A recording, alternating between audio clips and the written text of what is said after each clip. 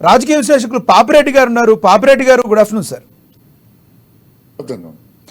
Papireddy garu, CM Revanth Reddy already Mahalakshmi పథకాన్ని తాను ఎక్కిన వెంటనే కూడా తీసుకొచ్చారు. మహిళలందరూ ఇప్పుడు ఆర్టీసీ బస్సులో ఫ్రీగా ప్రయాణిస్తున్నారు, మనందరికీ తెలుసు. అదేవిధంగా గృహజ్యోతి పథకం కింద కూడా తాము ఇచ్చిన హామీల్లో భాగంగా 500 రూపాయలకే గ్యాస్ సిలిండర్, 200 యూనిట్ వరకు ఫ్రీ కరెంట్ ఇవ్వడానికి కూడా వడివడిగా అడుగులు వేస్తూ రేపు 27వ తారీఖు నుంచి దాన్ని అమల్లో తెచ్చేందుకు ముందుకు వెళుతుంది కాంగ్రెస్ పార్టీ. మరి మిగతా అన్నీ కూడా ఇమీడియట్లీ కాంగ్రెస్ పార్టీ చేసే అవకాశం కనిపిస్తుంది అంటారు. ఇప్పుడు ఎలక్షన్స్ ముందు కాంగ్రెస్ పార్టీ ముఖ్యంగా 6 గ్యారంటీలు అమలు చేస్తామని ప్రజలకు హామీ ఇవ్వడం జరిగింది. దానిలో భాగంగానే 2 అమలు చేశారు. ఇప్పుడు 2 అమలు చేయడానికి సిద్ధమవుతున్నారు. 27వ తారీఖు చేవల నుంచి వెళ్ళి. ఇది చాలా మంచి పరిణామం. ఎందుకంటే ప్రజలకు ఎన్నికల ముందు ఇచ్చే హామీలు నిలబెట్టుకోవాల్సిన బాధ్యత ప్రభుత్వాలకు ఉంటుంది కాబట్టి ఆ భాగంగానే ఈ ప్రభుత్వం చేస్తున్నది అనుకోవాలి. తర్వాత ఇవాళ పేపర్ల న్యూస్లో కూడా ఇవాళ రైతు రుణమాఫీతో కూడా బ్యాంకర్స్ తోని మాట్లాడుతున్నారు, విధి విధానాలు తయారు చేస్తున్నారు రైతు రుణమాఫీ.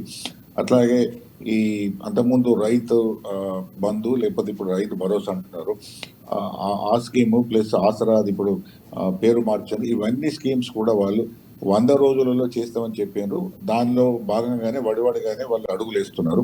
కాకపోతే 100 రోజులని లిటరల్గా 100 రోజులు అంటే 1 నుంచి 100 రోజులని అనుకోవాల్సిన అవసరం లేదు. ఒక 10-15 రోజులు, నెల రోజులు అటు ఇటు అయినా కూడా ప్రభుత్వం ఎవరైతే ఇప్పుడు వచ్చిన ప్రభుత్వం ప్రజలకు హామీలు ఇచ్చిందో, వాగ్దానాలు చేసిందో అవన్నీ కూడా కొంత పాపిరెడ్డి గారు, ఇక్కడ ముఖ్యంగా పాపిరెడ్డి గారు, ప్రజల్లో ఒక కన్ఫ్యూజన్ కూడా ఉంది.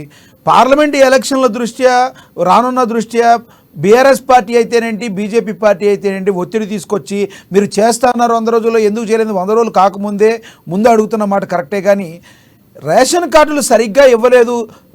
కేసీఆర్ ప్రభుత్వం స్థాపించిన దగ్గర నుంచి కూడా రేషన్ కార్డులు సరిగ్గా ఇవ్వలేని పరిస్థితి, ఇవ్వలేదని చెప్పిన కాంగ్రెస్ పార్టీ ఈ రోజున రేషన్ కార్డులు మంజూరు కాకముందే తాను ఇచ్చిన హామీలో భాగంగా ఇప్పుడు 200 యూనిట్లు కరెంట్ అయితేనేంటి, గ్యాస్ సిలిండర్ ఇవ్వడం వలన లబ్ధిదారులకి సక్రమంగా చేరే అవకాశం ఉందో, ఎవరెవరో ఉన్నారో అవకాశం కనబడుతుంది అంటారా?